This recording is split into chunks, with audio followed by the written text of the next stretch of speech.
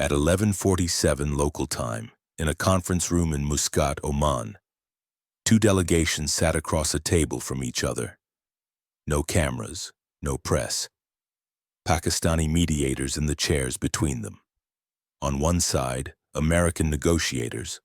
On the other, Iranian officials. Outside the building, the temperature was 104 degrees. Inside, the conversation was colder. What came out of that room late on a Thursday was a piece of paper, a memorandum of understanding. 60 days.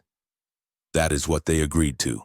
60 more days of ceasefire, and something else, a framework for nuclear talks. The first formal agreement of any kind between Washington and Tehran since the war began in February 2026. It has not been signed yet.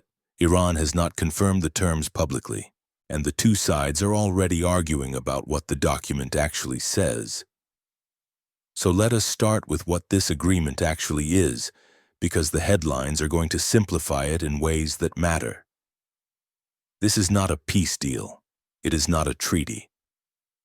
It is a memorandum of understanding, which is a diplomatic term for a shared intention that has no binding enforcement mechanism.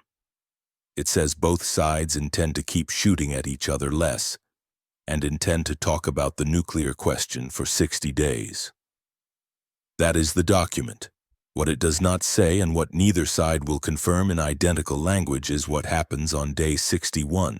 Three sources with knowledge of the negotiations told reporters the duration of any enrichment moratorium was being discussed somewhere between 12 and 15 years. Iran proposed 5. The United States demanded 20. Those numbers do not overlap. They are not even close. Here is the nuclear math, and it matters more than the headlines suggest. Iran currently holds 440.9 kilograms of uranium enriched to 60% purity.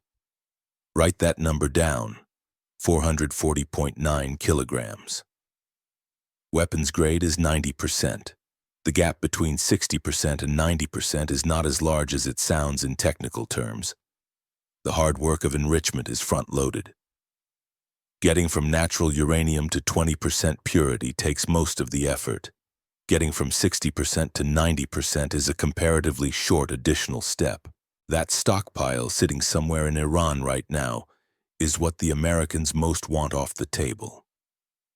Two sources told reporters Iran had tentatively agreed to remove the material from the country entirely. Iran has not confirmed that.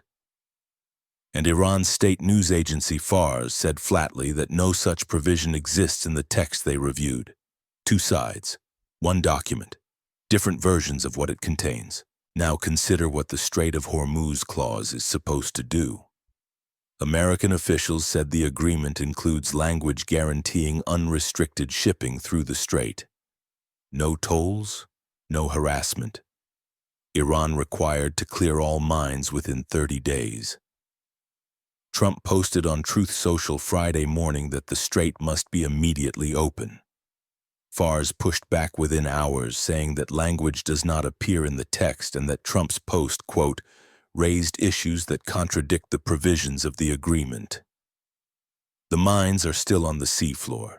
The clearing timeline, according to defense officials, still stretches to late summer at the earliest.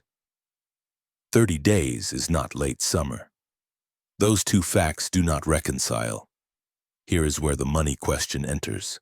Iran's Fars news agency, citing sources close to the negotiation, said the most important provision in the agreement is the immediate release of $12 billion in frozen Iranian assets.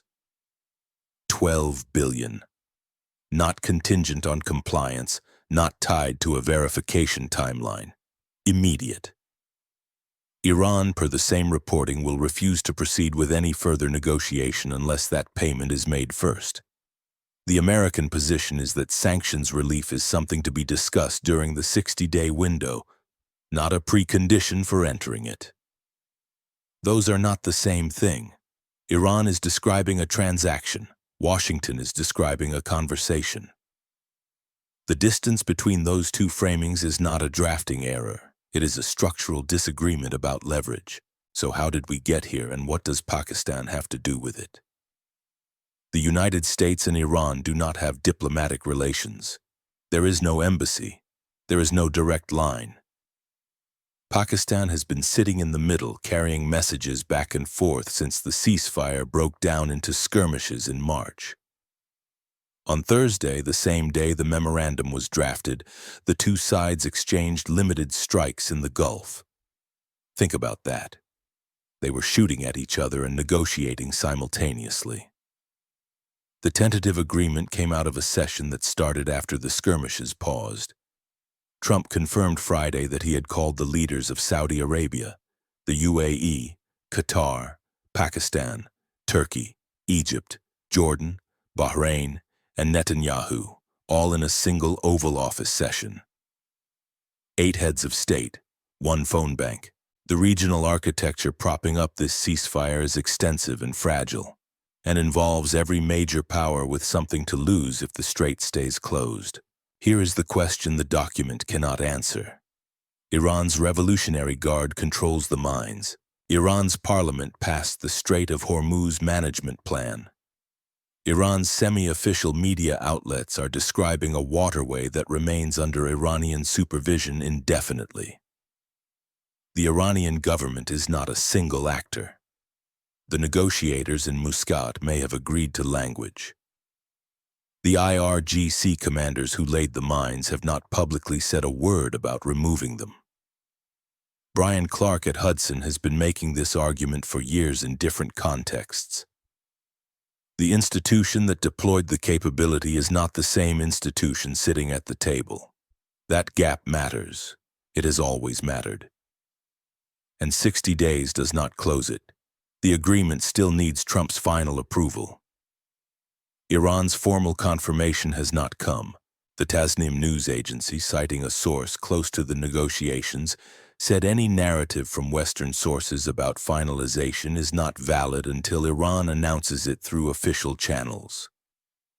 What we have is a tentative document, disputed in its terms, unsigned by the party with the mines and subject to approval by a president whose Truth Social post directly contradicts what Iran says the document contains.